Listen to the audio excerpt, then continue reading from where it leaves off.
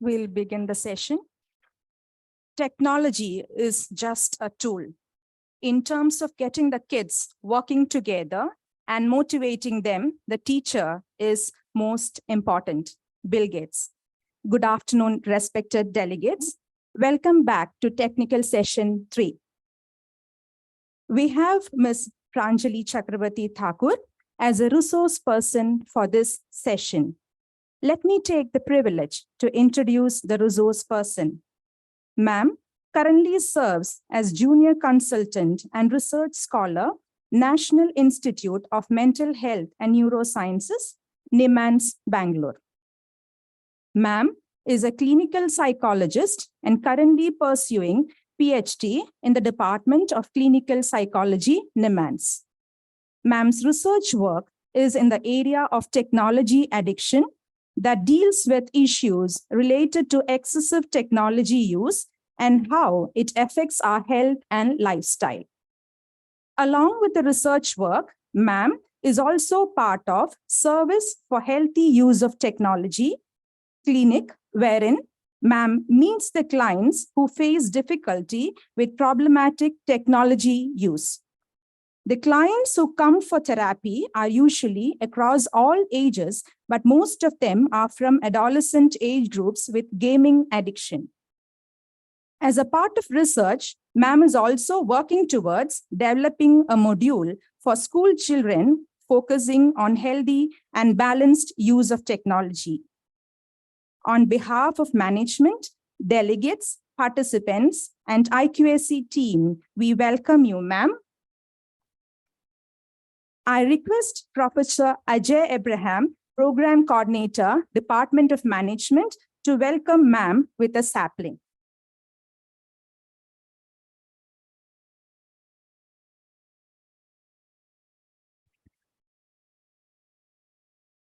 Let us try to understand more about the topic from ma'am. Ma'am, I request you to take over.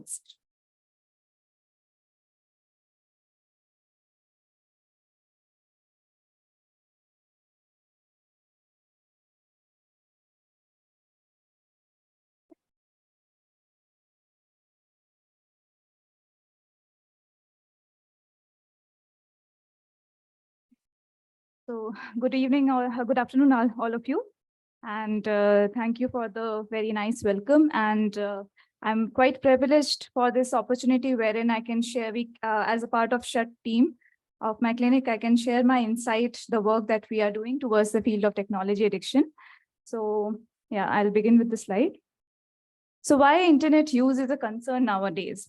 So there are some global prevalence studies that have been done. And it shows that among all the countries, Asian countries are the one which account for majority of internet users. And it makes up about 53% of global population that uses a lot of internet. So the second insight is that 45% of the global population, they watch 60 to 90 minutes of YouTube videos per day. And it has been found that most of the internet use happens on mobile phone. So 54, as you can see that around 55% of internet traffic happens on our mobile phones. So because phone is quite convenient mode of using internet. So a lot of us spend a lot of time on mobile phone just scrolling and seeing things and using internet over it. Independent research forum, which is Statista, which is based US-based research forum, it conducted a research which showed that average screen time for children between ages 8 to 12 years is almost 5 hours a day.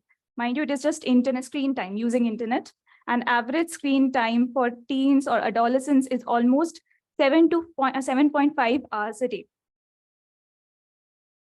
Now, the type of online activities which has been commonly seen among adolescent population, the 5 most frequent online activities seen are social networking, which has the highest number of, which is seen to be having the highest number of frequency among adolescents.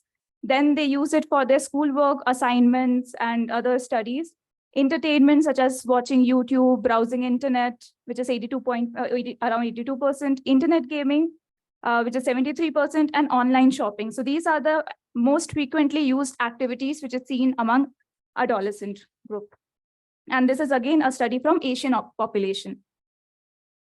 Now, there was research has been done as a part of our SHUT team, wherein we had surveyed 935 adolescents across several schools in Bangalore city. So the schools students were from age group of 12 to 18 years, 12 to 19 years, covering from standard 8 till 12.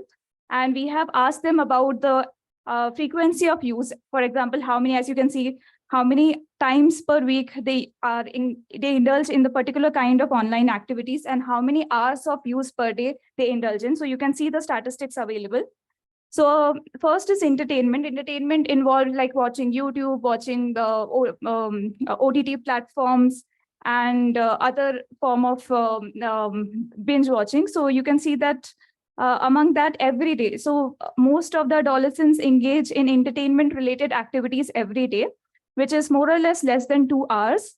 And 27% of them engage in 2 to 6 hours in a day. For browsing related to studies and other activities, so it has been seen that a majority of them do it for around 1 to 3 times a week or every day. And again, those who are engaging in these activities, they do it for less than 2 hours. Now, next is gaming.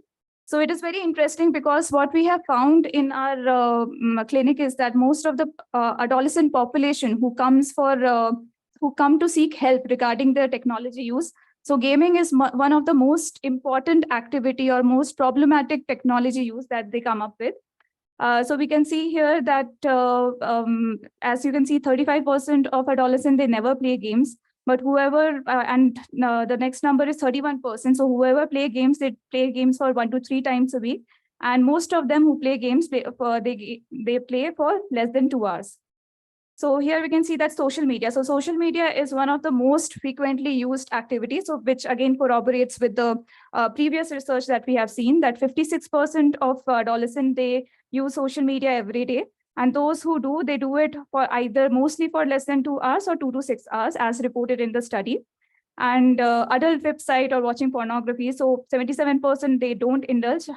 However, there are like around 7% of adolescents who watch adult website, and those who do, they do it for less than 2 hours, and very minimum number of participants have shown that around 2% watch it for more than 2 hours.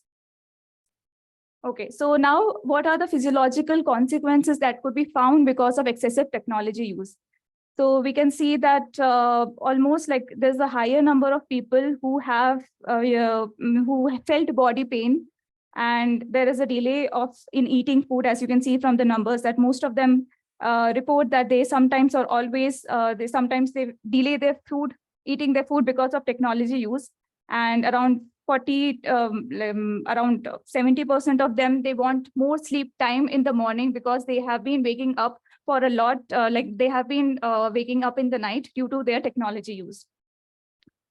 Now, what is another area of survey that we did is that what is this family rule around technology use in among these adolescents? So it has been found that around 43% say yes, that there are family rules around the house areas, for example, house areas in the time wherein the technology gadget cannot be used. So house areas as in what area in the house, for example, we asked them that whether there's a particular time, for example, dinner time, is there any rule in the house that during dinner time you cannot use your technology, or during the bedroom, in your bedroom or in the living room, or when you have a shared activity, whether you can there is any rule around that, whether you can use your gadget or not.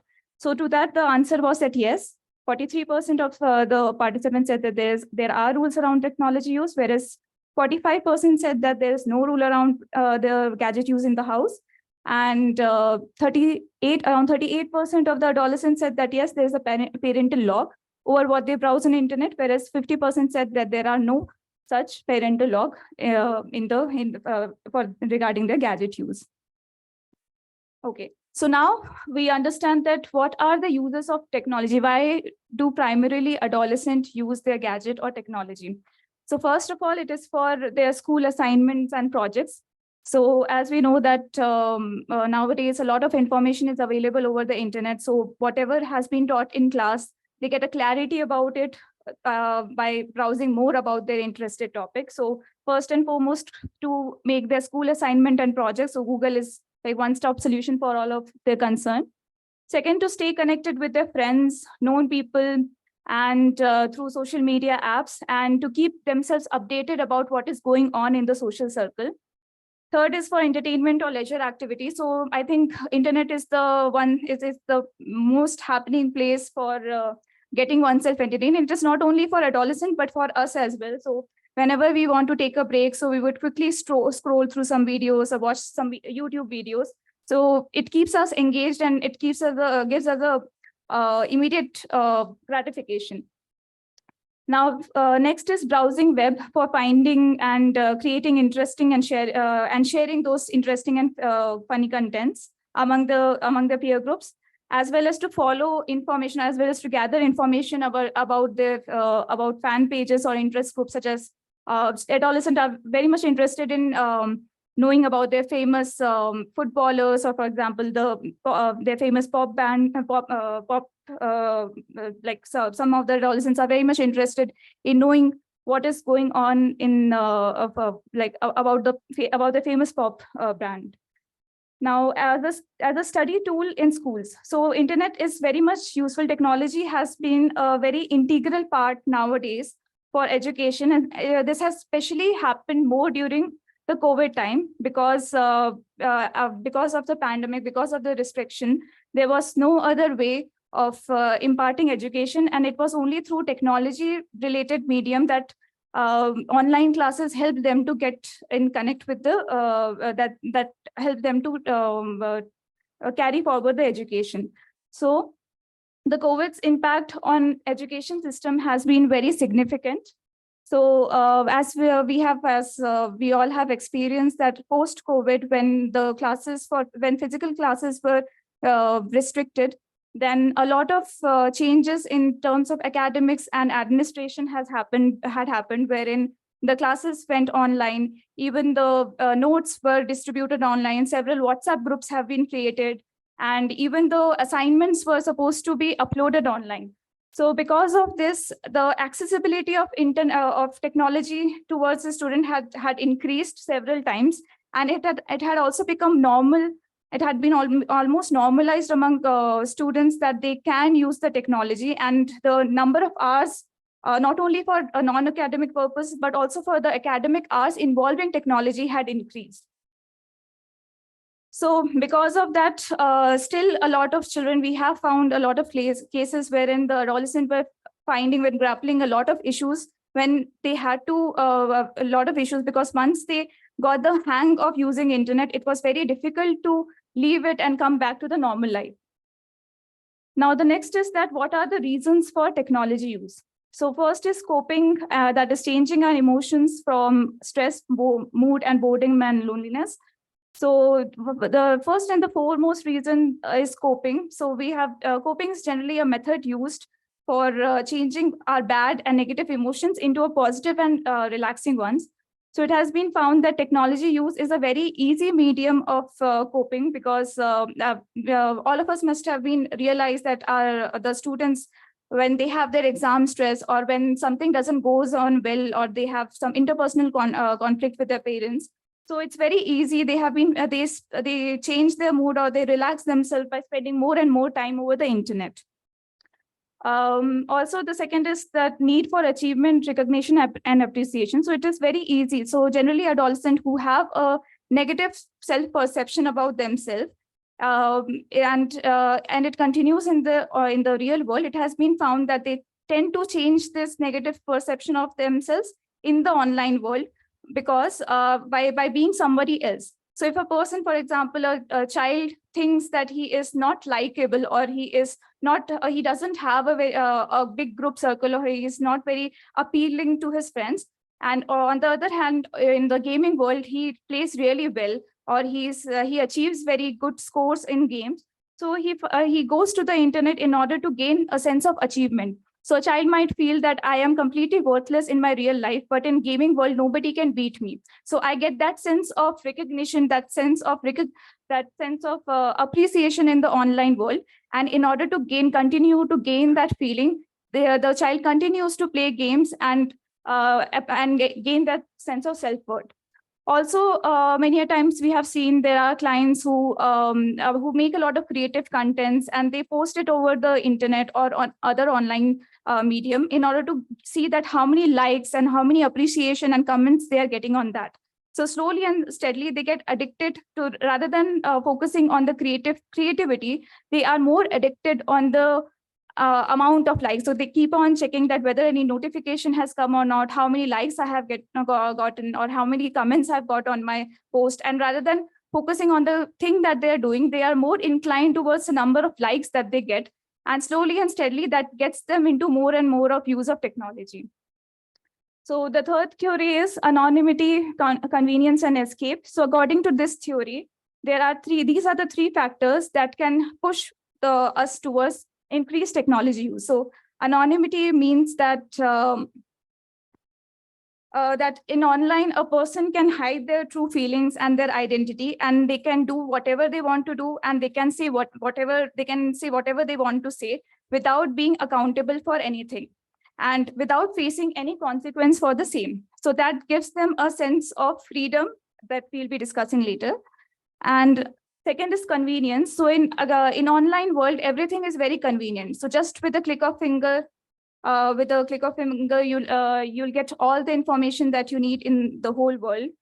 You can engage in any kind of activities, and you can also engage in several entertainment-based activities. You can play games, you can do online shopping, and you don't have to run around for anything. So this is the convenience that children might get from the internet world.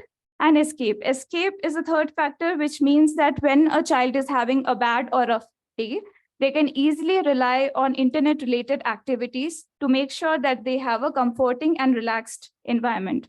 So all these factors together lure them with a sense of freedom that they do not get in the real world, and it makes them more and more prone towards the online world. Now, the last is family conditions. So the family environment has been also found to provide a very important factor in deciding how much do we use gadgets. So it has been found that the adolescents or the children, they tend to engage more in technology use when they do not have anybody to talk to their house, or when they do not have a proper family rituals or proper family cohesion time. By family cohesion time means that a quality time wherein they talk to their siblings, where they have a shared activity. So we have seen this image wherein all the family members are together, they are in proximity, they are together, but they all are engaged in their respective phones, which is quite famous memes which is surrounding the internet. So again, it has to be noted that not only togetherness is important, but a quality time is something that needs to be focused on. Other than that, it has been also found that sometimes having no strict rules around gadget use. So what we had discussed, or what we have tried to find out in our survey, is when you don't have a proper guidelines or proper rules regarding how to use the gadget, or they have not been taught about how to use the gadget, what time they can use it, or if the gadget has been introduced, so how many hours of use is applicable. So if that is not given, so initially they are free to use as much as they can. And then when the parents and the school administration, they start to observe that there is a decline in their behavior, or they are spending more and more time over the internet, that is the time it becomes difficult to snatch it away from them, because it comes with a lot of backfire, because the child doesn't want to give it back straight away without a lot of struggle and arguments and a lot of rebellious attitude. So again, the family condition is very important to understand the reasons of excessive technology use among adolescents. Now, another factor is the theory says access, affordability, and anonymity. So access is the ease of having the access to the internet anywhere and anytime, and finding whatever is sought in the internet where there is no refusal. So we know nowadays that every place is Wi-Fi enabled, and internet is really freely available, and with all the other mobile data connection available, it's also available in a very affordable rate. And with such of affordable and easy access, we can find internet. So it's not difficult for children. So even if we stop the internet access, they would find it anyway, and they would need it as well because it is required for the education. Anonymity is something that I have already discussed in the previous slide. So combining this is another factor that helps, that pushes them towards technology use, or at least makes it easier for them to use the technology or internet. So this excessive internet use as a compensatory strategy. So this talks about that internet addiction is actually, rather than seeing it as a problem itself, it can be a manifestation of some other underlying problem that is going on. So as I had discussed before, that it has been found that during exam times, we see that many children, they tend to play more games on their laptops, or they tend to watch more movies. So basically they try to avoid few problems, and it gives them using internet gives them an alternate solution, which makes them happy, make them feel relaxed. So other than that, it has been found that internet use, in order to avoid the negative life situation, it motivates them to use more and more internet in order to remove those negative feelings. Increased internet use is actually seen as a reaction by the individual to a negative life situation. And the need for compensation is constant for individual who has been going through a permanent life stressors or a psychiatric condition such as depression and anxiety. So the research has found a major comorbidity between mental health related issues and an increased use of internet. And this is not only true with the adolescent population, but it is also true with other with our age group as well. So it has been found that when we focus on those issues, focus on other psychological variables, and we can help them to deal with those issues and cope them in a healthy manner, then automatically the technology use comes down. Okay, so now the next slide is about the manifestation of excessive technology use. So all these things, so technology use is so it's such a common thing. We all are using technology, we all are into our gadgets, and definitely we are dependent on it. We cannot do without it.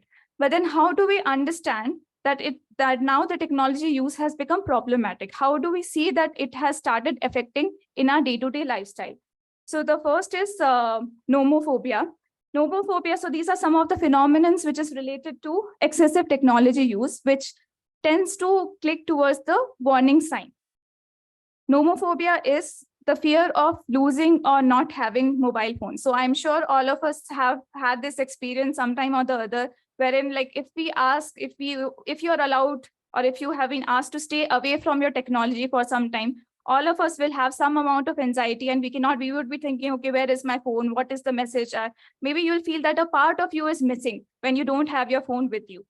So this is one aspect, nomophobia. Phantom vibration syndrome is another thing wherein it is a feeling or a sensation that one's mobile phone is vibrating when it is actually not. So it rather comes from the expectation that maybe somebody has to call me, or expectation that I might be getting a call or might be getting a notification that leads to phantom vibration.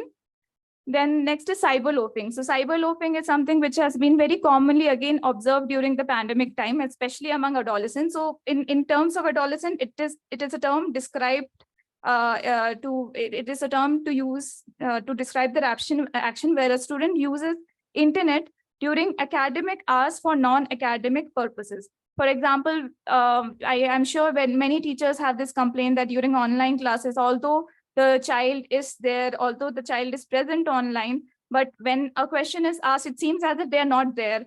So they might be, so their account is open or they are active, but they are doing something else. Might be they are playing games and they have put themselves on mute, or they are playing games, or they're watching videos, or they're chatting with each other over a phone. So this concept is called cyberloafing. And it's not only with adolescents, but it happens with us also. So we are in an important meeting, and then rather than paying attention on what is going on, we are just checking what is there on phone.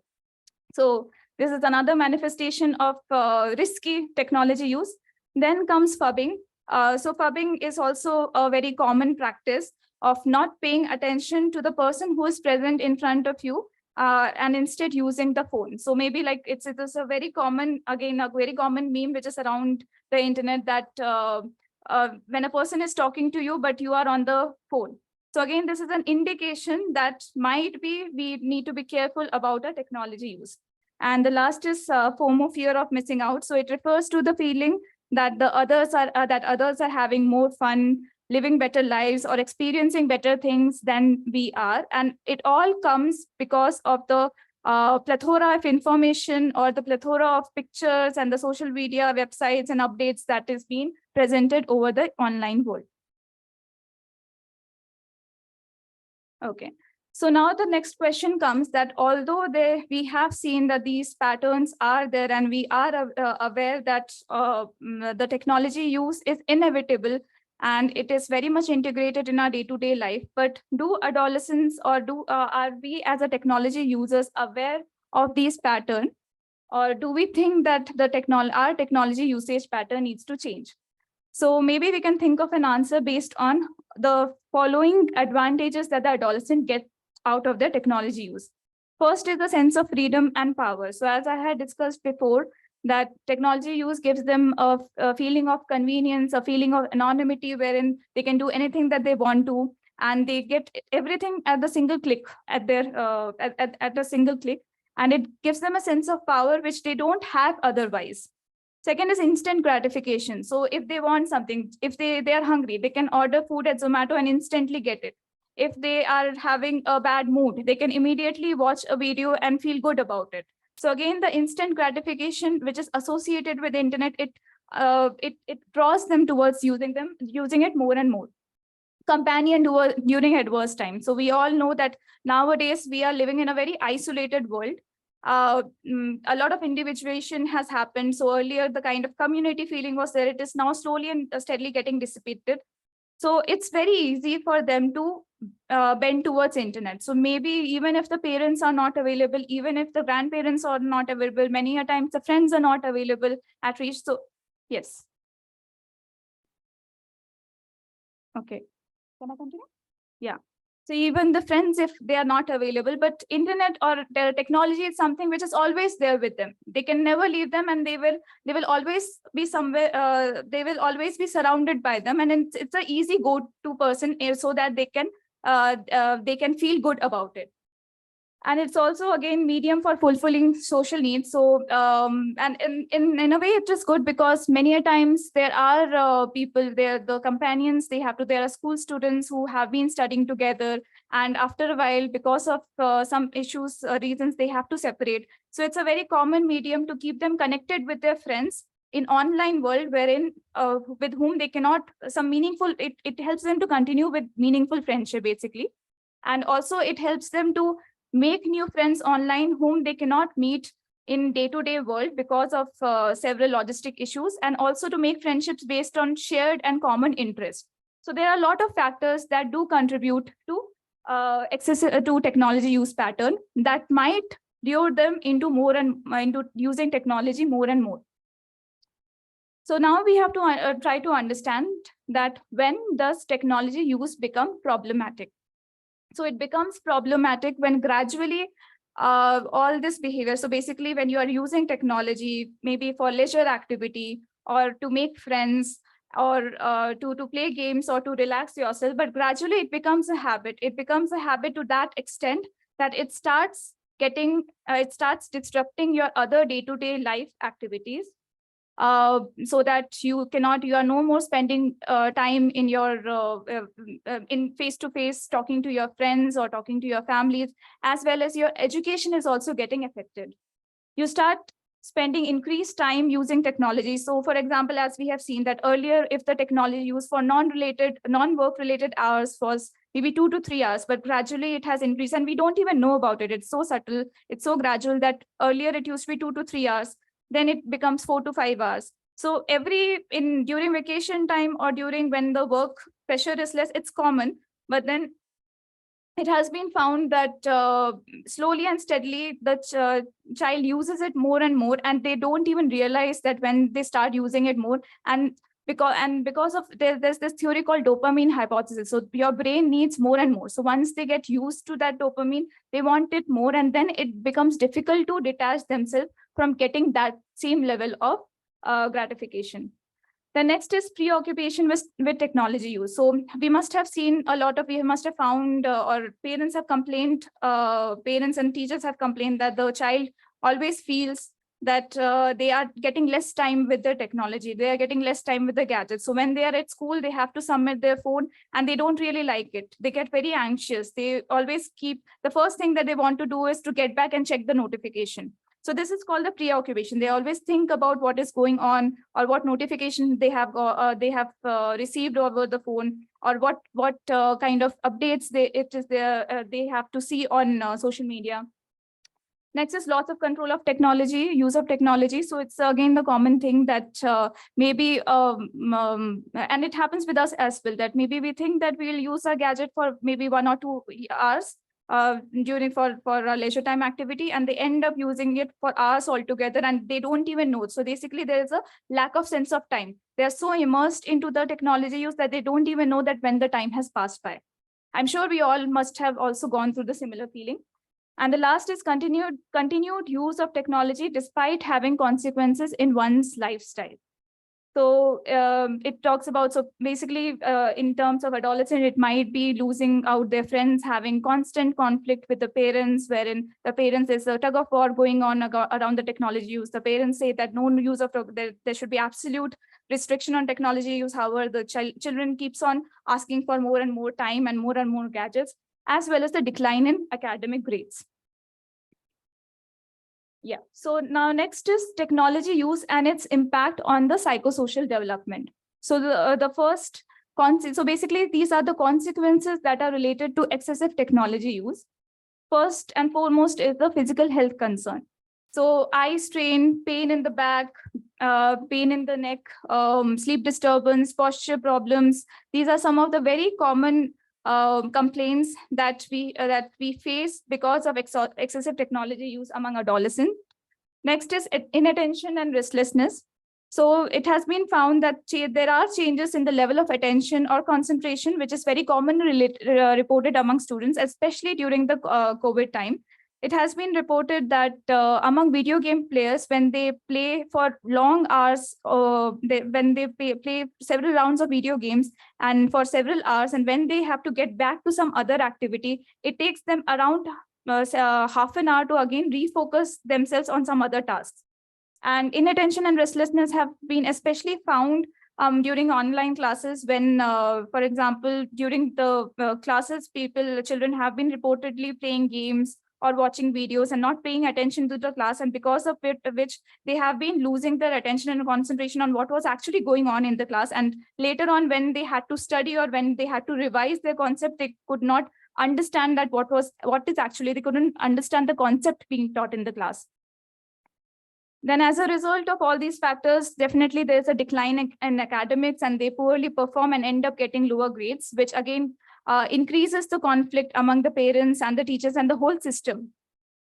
Then the next point is social comparison. So nowadays people are posting a lot of happy and upbeat pictures of themselves over the internet, and the same goes with the adolescent population. Now, although these pictures are very nice to see, but they are rarely a very true sense of, they really give a picture of a true sense of reality, because nobody wants to put a very sad and very unhappy picture, or nobody wants to portray their life in a very negative light.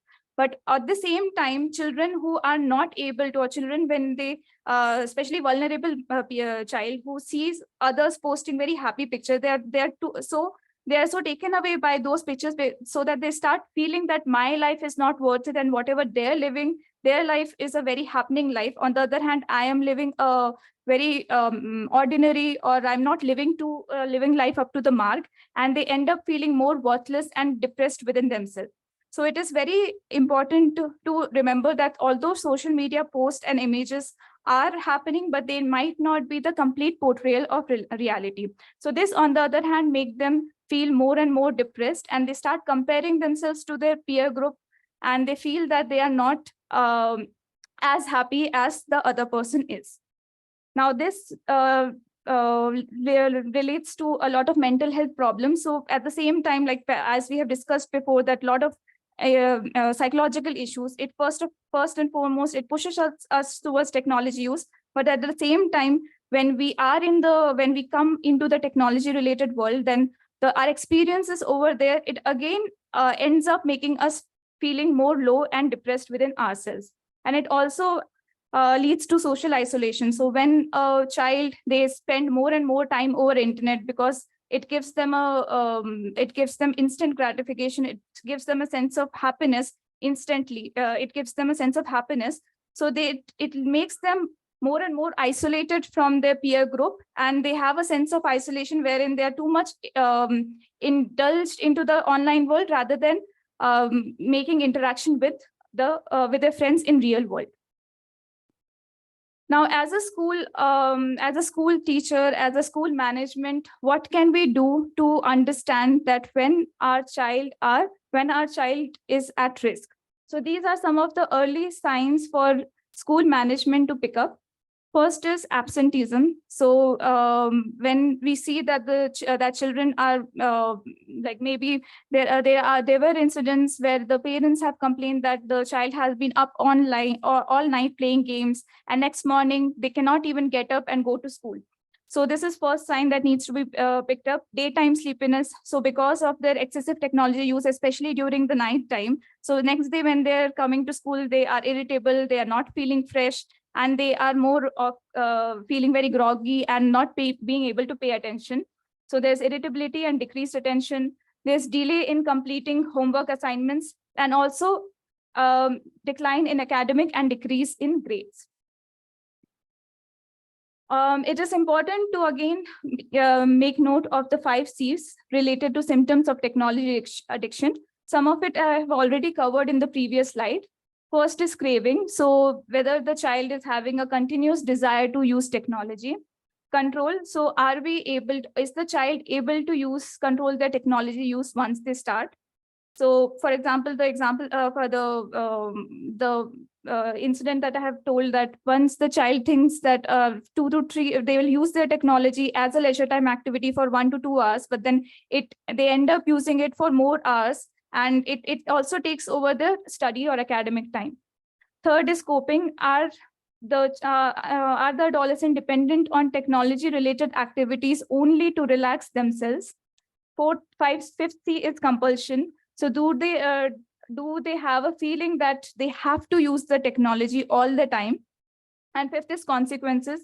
So do they continuously have health related, that is eye strain, sleep disturbance, or academic related and personal relationship problem due to excessive technology use?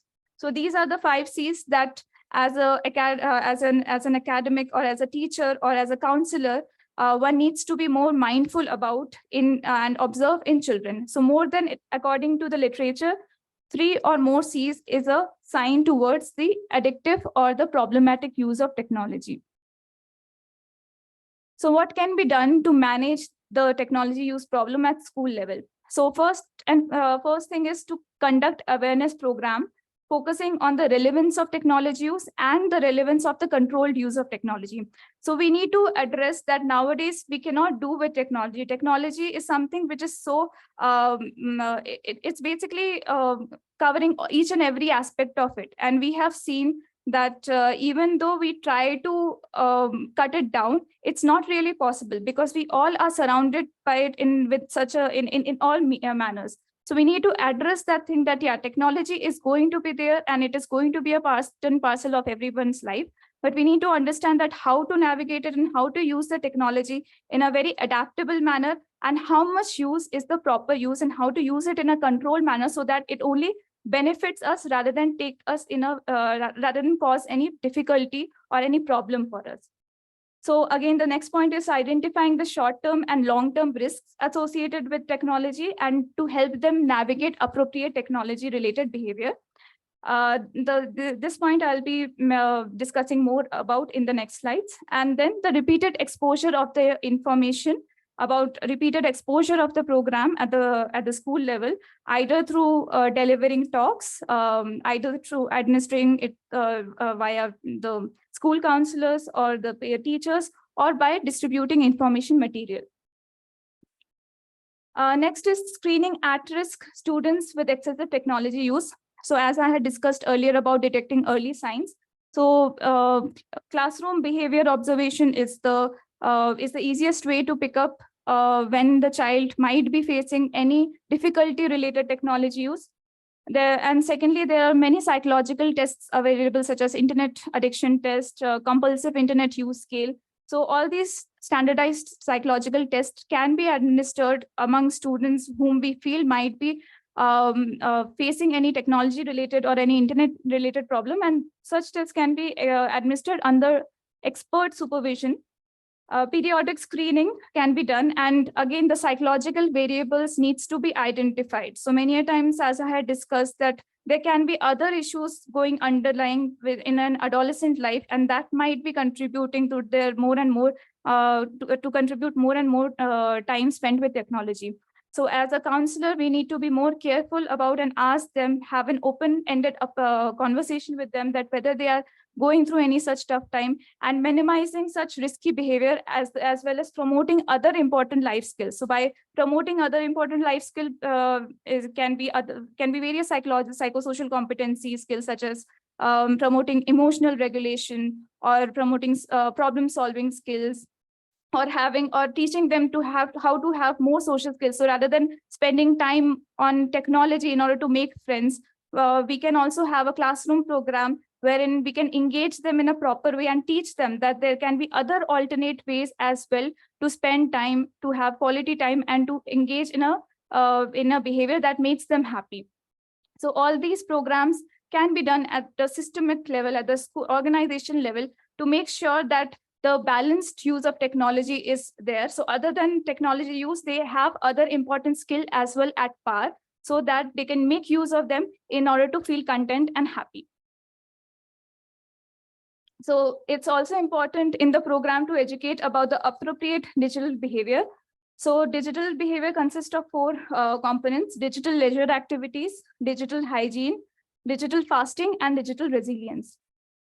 So we can take through about the common digital leisure activities, that is gaming, binge watching, social media in all forms: WhatsApp, Instagram, Facebook, Twitter, entertainment, browsing internet. So basically, these are some of the leisure activities which are commonly used among adolescent, and maybe we can also ask or take information from them that what are the other leisure activities they majorly get involved in using gadget or internet. Then it is important to teach them about digital hygiene. So set up a gadget. It's important to tell them to set up a gadget-free time after study. So basically, there has to be a certain gadget-free time, not only non-academic related, but also academic related. So if any class email comes up, or if any other thing, if any message comes up about their work, academic work, they should not try to reply it immediately. It is important to switch off their mobile, to make a habit or a practice. At least try to have a habit of switching off their mobile phone at night. Set boundaries for friends and colleagues as to when to call after college or work hours, and don't force themselves to answer every time they are online. So these all habits should be inculcated in the child, so that they try to use it, apply it in day-to-day activities. So there are many track internet use for a few days and analyze and reduce. So there are many apps which are available. So many a times our phone have our inbuilt apps wherein they tell us about hours of internet use or hours of particular usage of an app, and it shows it in a way of bar graph. So we can understand that this week how many hours of use of internet has happened for that particular app, and we can see that what kind of activities we are engaging in more, and then teach them to make an informed decision to reduce it if it goes beyond 2 to 3 hours. Next, we should encourage them to make time for face-to-face conversation rather than only having conversation which is based on technology. So nowadays, because it's very easy to make our social connections using internet, to talk to people, to talk to friends, that we don't even have the need to go out and play with our friends or meet our friends, and everything is happening over internet. So we need to again reinforce and keep on inculcating the habit that no matter what, at least there has to be some time given in a day or in a week wherein they have to go out and make a face-to-face conversation with their friends or family members or relatives. Last is be physically active and go outdoor. Accumulate at least 1 hour of moderate physical activity. So now when we are taking the gadget away from them, because it's so convenient for them, because they are so much easily surrounded, they're so much used to the gadget. Now, if we take it away, many times adolescents complain that what else to do? I get very bored, there's nothing else to do. So for that, we have to teach them other ways of engaging themselves, alternate ways of engaging themselves, so that they get a sense of fulfillment. So it's very important. It has been found that having some amount of physical activity or having some amount of exercise helps them to create the same amount of dopamine in their brain, and also engages them, and also takes them away, serves as a good substitute for technology use. So digital fasting, now this comes when there is when a child or this applies not only for adolescent but for us as well. So when there's a continued use of technology, so it is a good. It's always better to go into the digital fasting mode. So it involves once or twice minimum use of technology. And in order to do that, there has to be a proper structure and a strict plan for refraining technology use, and to only give yourself time to those activities related to technology. That is very much important. Instead of using technology, they can be motivated to indulge in other offline activities such as hobbies. So for example, rather than mindlessly scrolling through the phone, we all can encourage ourselves, and as a parents and as a teacher, we can also become a role model. So we can follow a hobby and then also ask them to participate in those hobbies, or spending time with friends, or have a movie night together, or maybe indulge in some day-to-day life activities which doesn't involve technology in it. They can be encouraged to spend more time close to the nature, at least once a month, and make sure that at that time when they are spending time with nature, it should be technology or gadget free. And travel with minimum technology use. For example, they can go hiking, or they can go bike, they can go for hiking, they can go for cycling or swimming. So all those activities definitely will take the technology time away from them. The last is teaching them digital resilience. It is more on the abstract level. So in order to understand, first is to make them give them appropriate resources to understand that what are the risks that is available online. So there are a lot of online, there are a lot of things, lot of risks, lot of problematic situation that they can face in online world. A lot of it cannot be incorporated in these presentations, but we know that we as a guardian, or we as a mentor, we can inform them about the risks that are there and help them make informed decision about how they want to navigate themselves in the digital space. They should know where to seek help if at all they fall into the trap of the risks involved in the online world. And they should know that from where they can seek help, and at the same time, we should make ourselves available to them. So it is very important that rather having a judgmental stance or having a punitive stand towards them, we should give them the comfort level, so that in case if they fall into a trouble navigating through the online world, they can come back to us and they can share their problem. Third is learn. They should be encouraged. So they will be making mistakes. There will be definitely, we all make mistakes. So as a children, when they are going out, and this online world is very new to us as well, and many things are changing, and a lot of things even we are not aware of. So they are more likely to make mistakes. So once they make the mistake, we should encourage them to learn from their mistakes and to make future choices in a healthy and adaptable manner. And recover, last point is recover. So when things go wrong online, they should be able to receive the appropriate level of support to aid recovery. And that is the part, and that is the responsibility of the school management to help them go achieve this goal.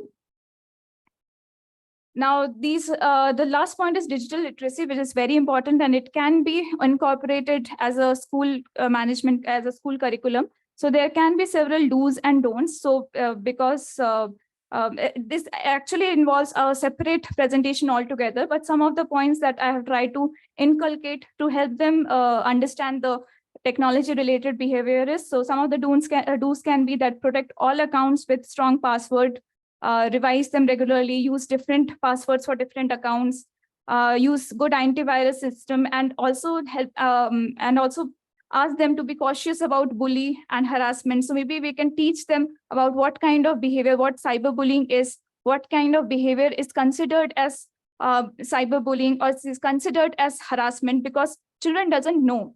So, and this kind of conversation doesn't happen as well. So once they fall into trouble, then we get to know, and then already a lot of things, psychological trigger has happened. So it is important to take note of it since the beginning itself and talk about it, so that when they go into the online world, they are much more mature enough to handle, or they are much more equipped to handle such situation. Now, third is to save messages and encourage them to not engage in aggressive or unnecessary arguments with people, especially those whom they don't know personally. And in case if they are facing any trouble or they are facing any harassment, they should save messages and evidence of inappropriate information or conversation. Now, there are some of the don'ts as well. That is, never share personal information with unknown people online. Now, this is a very common thing, but also it helps to reiterate this information again and again, so that it stays with them and they know that whenever they get into trouble, there is a place wherein they can bank upon. Never click on links and pop-up messages from unknown or unreputed sites. Never share own others' bank or credit card or debit card details. And never believe and respond to messages regarding winning a reward or lottery. And whenever they get such messages, delete it. So these are very common things that we all must be aware of. But it is important to tell this information to them. And also, there have been instances wherein adolescents go online to make friends, to meet new people, although they go in with a good intention, but people over there, they might not be having very good intentions, and there's a lot of sexual predatory that is happening. So it is also important for us to reiterate or to bring them into their knowledge about the kind of circumstances or the kind of risky platforms which is already available in the online world. So repeated sharing of this information with students through either materials or taking classroom workshop will help them in a long way. So this is this is a digital detox helpline as a part of Shut Clinic, where it happens every Friday from 9:30 a.m. to 1 p.m. So this is a recent initiative that has been started in our clinic. Adolescents are the predominant group which seeks help through the helpline. Our research indicates that the presence of internet-related issues is not only predominant among adolescents, but also is there among adults. And we are getting inquiries from adults who are 25 plus years of age for various mobile phone, social media, excessive use of screen time, and pornography. So I'll be talking about the technology addiction as my technology addiction treatment as a part of Shut Clinic, which started functioning from May 2014 with the objective of raising awareness and training manpower and having research in the field of technology addiction. So technology addiction is a very upcoming area. It is yet to be recognized as a disorder. However, both WHO and ICD have recognized gaming disorder, have given it as a clinical status. But there has been a lot of research which is going on in order to categorize the internet addiction or technology addiction as a separate clinical diagnosis. Shut Clinic was initiated subsequent to WHO recognition of gaming as a mental health condition. There have been several media-based articles about games, its benefits and manifestations, which led to a lot of interest in the technology addiction area. And then we have found a lot of treatment-seeking behavior among, as well as management going on for gaming addiction, as well as other technology-related problems. So on an average, 12 to 20 cases comes to our clinic per week, and mostly they come for online gaming, and most of the adolescent age group is, as I mentioned, it's adolescent age group and the adolescent age group as well as male population. So these are some of the pattern which has been observed in clinic. The age of contact for initiation of treatment, the earliest stage was 11 years, and treatment was initiated by the caregivers. Age group of treatment seekers was 15 to 20 years, which was predominantly male. Major online activity among treatment seekers were online games, social media, browsing, as well as pornography use, excessive pornography use. Reasons for seeking help was mainly the main criteria was academic decline, when the parents saw that the child grades started falling down, or there has been a lifestyle disturbance wherein there are more and more time given to technology at the expense of reducing the other day-to-day important life activities, negative family communication, as well as psychological distress. So these are some of the other comorbid conditions which had been observed along with the excessive technology use. So majorly the clients we work towards is in the phase of pre-contemplation, wherein we talk to them, and when they are there, we try to build an insight regarding technology use, because it's very convenient. It's so common nowadays that people don't really understand that their technology use is actually an issue and is actually causing them trouble in their day-to-day life. Now, factors that affect treatment compliance is focus on motivation enhancement. So many of them are not motivated to change or motivated to change their technology use. They are not motivated. They're actually motivated to change their lifestyle and help them to build up other strategies or help them to enhance their other life skills so that they can control their technology use. And also family communication. So it has been found that when we had worked in the family pattern, in the family communication, and we have made some family rituals, some family cohesive time has been strengthened, that itself had that significantly contributed in the decline in technology use. Caregiver burden among treatment seekers. So it's not so many times it has been found that the adolescent is not, or the child is not having the problem, but the parents who have brought them to the clinic are having significant problem. And the phone use or the technology use more or less becomes the scapegoat. So basically everything which is going wrong in the family is being targeted at the phone. Because of the phone, problem is happening. So many a times caregiver burden is also one of the most important observations seen among treatment seekers. And improvement, as clients who have come for treatment, improvement was seen at 3 to 6 months, and regular follow-up was observed. Okay, so these are some of the ways for healthy use of technology: digital fasting, digital hygiene, digital literacy, all these have been discussed. There's an app, Shut Clinic Digital Detox app. So it is freely available on Play Store. So it helps you to track down your technology, daily technology, as well as weekly hours of technology use. So this is the link wherein you can download information material, and it will be helpful to share it amongst your peers, amongst students, as well as it's helpful to read and gain more awareness about our technology use. Yeah, so these are some of the information material that we can go through, which gives us a glimpse about the technology or the problematic technology use. So the key messages for parents and teachers. So first and foremost is communication. Now, communication is not just about talking. It's about the way that we are communicating in a very non-judgmental, as well as as well as having an open stance. So many a times we see that our child, the child is struggling with the technology use, and we always we tend to bring it in a complaining manner. That whenever we see parents, we always say that they're using technology quite often than they're supposed to use. But when I have spoken to adolescent, they agree to the fact that yes, we are using more technology. They have the insight, but then no, they ask that nobody wants to know that why we are using it. What is the reason behind it? So the reason, it's always important to talk to them. So rather than giving them restrictions or do's and don'ts regarding technology, it's always important to have a shared decision regarding an equal level of conversation with them, wherein we can take their input as to why they are using it, try to understand their use, and give them the options of how they can use it. Maybe have a negotiation regarding their technology use, and giving them the option that how and what way they want to use their technology, rather than making it as an imperative.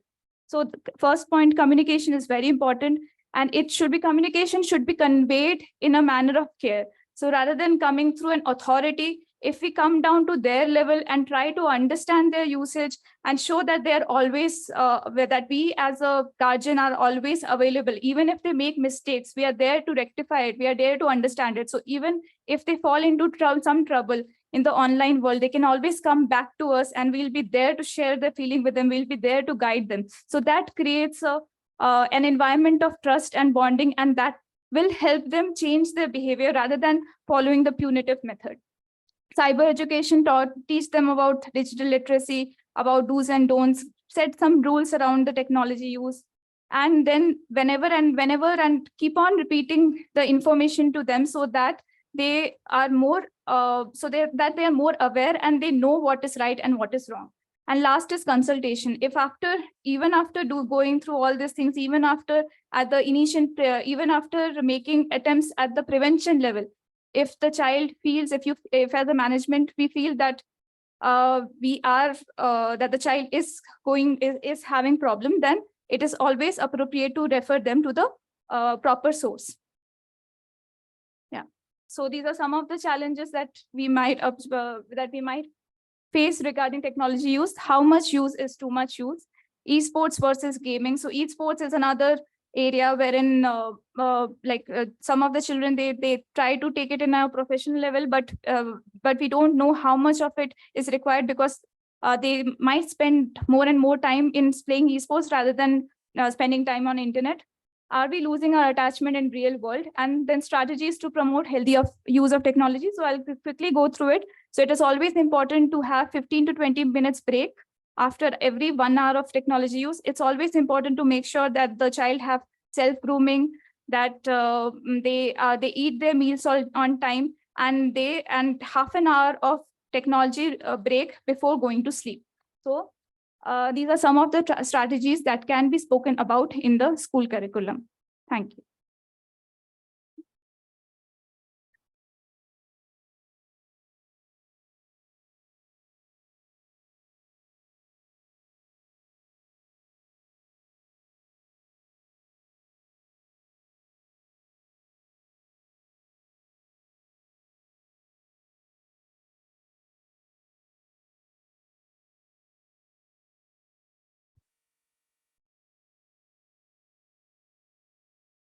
After listening to your presentation, one of my conclusion is technology use, excessive use of technology is a cover up for their more 90% of psychological issues. Am I accurate? I won't say that 90% of psychological issues, but yeah, definitely it is one of the aspects which has been found, that because of other variables, other psychosocial variables, not even their own issues, so other problems, stresses going on in their life, they do tend to use more and more technology. But I wouldn't say that how much percentage. There is a significant, there has been a lot of research which says that psychological variables is a significant contributor to it. But then there are other factors as well that might lead to technology use. The use of technology is cover up for whatever the problems they're dealing with. Yeah, so it's a two-way thing. As I have said, that the psychological factors, it may lead them to technology use, and the technology use itself, excessive technology itself, might lead to other psychological factors. So it's basically like a vicious cycle which goes around and around and keeps on increasing the use of technology. Okay. Thank you.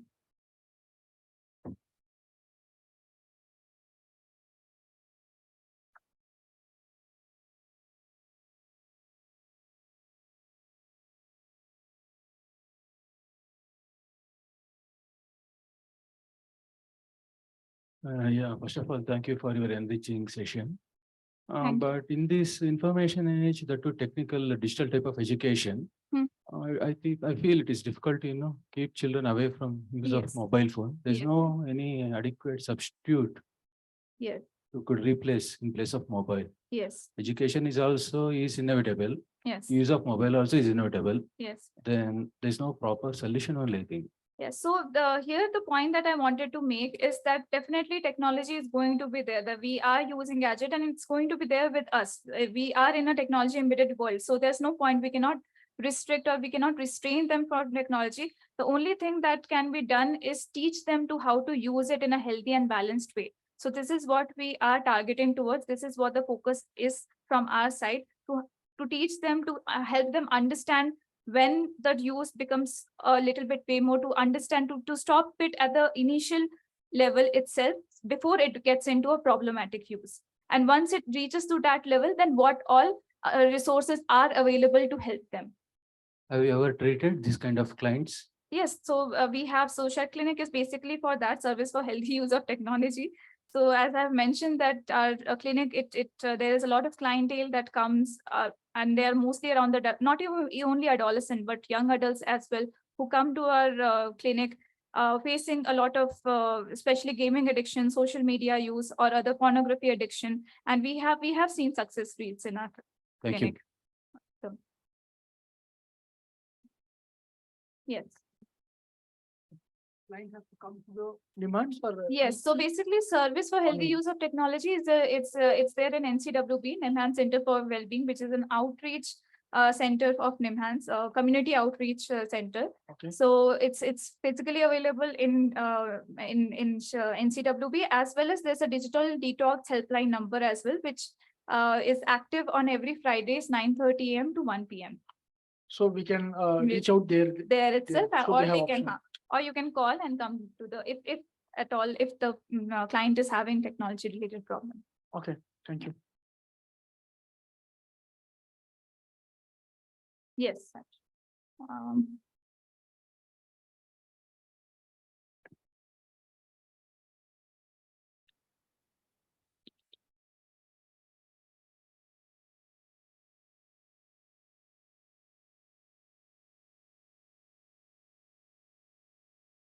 It's not moving.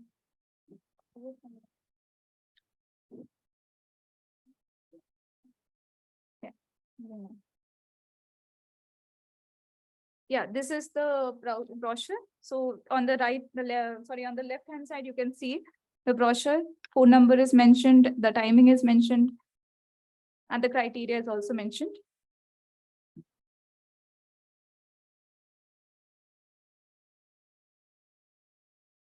Yeah.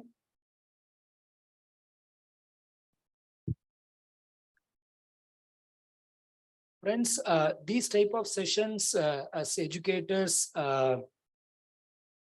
the focus for us as school administrators, leaders is to prevent. Okay, how to prevent children reaching there. It is not keen on collecting how to reach there, how to, no. That's okay, extreme cases we can think about it. But otherwise, the focus is how do we make sure, improve the wellness area there within the campus so that we don't reach there. So whatever that can be done, that we should do. That is the purpose of it. So maybe maybe I can share in 1 minute what we do here in Kristu Jayanti is we have a Center for Life Skills Education where every teacher and every student is trained on life skills. And one of the focus that we give is how do you deal with the technology or social media addiction with a specific use of life skills approach. There are 10 life skills that we have. How do we use these 10 life skills to stay alert so that instead of we using technology, we don't allow the technology to use us. So that preventive approach is more important than the curative or the rehabilitative nature. Thank you.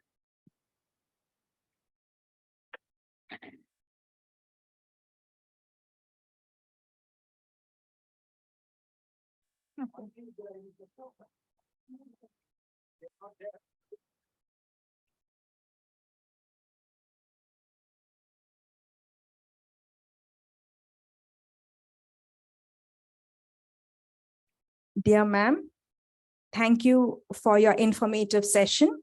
We were able to understand and relate the situations we face among our students as we are all teachers.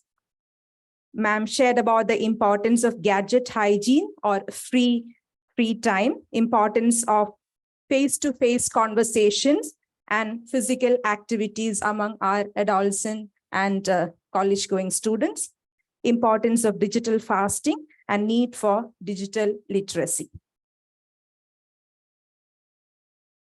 On behalf of all the delegates, participants, management, and staff of Kristu Jayanti College, I express my sincere gratitude for sharing your expertise with us. I request Dr. Priya Josen ma'am, member IQAC, to present a memento to ma'am as a token of our love and gratitude.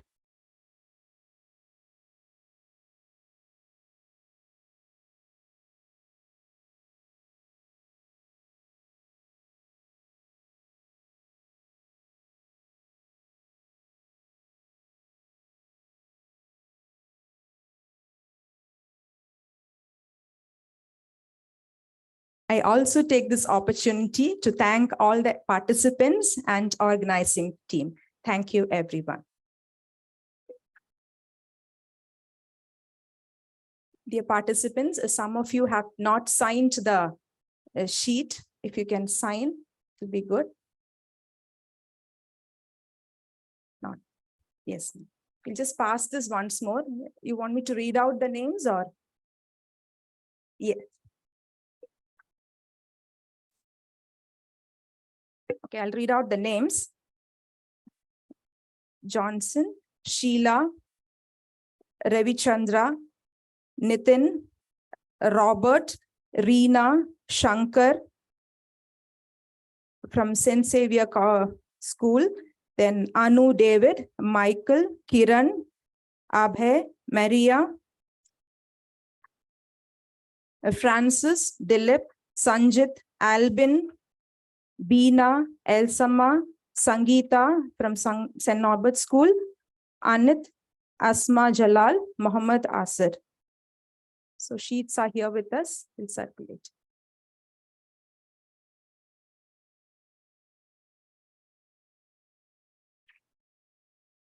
So we will have the campus tour right now. So since the crowd is little more, we thought we will divide you into 2-3 groups and then take you around the campus. And then we will have the tea. Is that okay? Because I thought we had a very short time after lunch. So we will finish the campus tour and then go for tea. Okay. So we have Professor Ratish, Professor Kalai Selvi, Professor Sashi Kumar, and Professor Minu, who will be accompanying you for the campus tour. So anybody who wants to stay back can be here. If you are feeling that you're feeling tired or something, you can be here. All of you are going? Can I take it that way? Yes. Okay.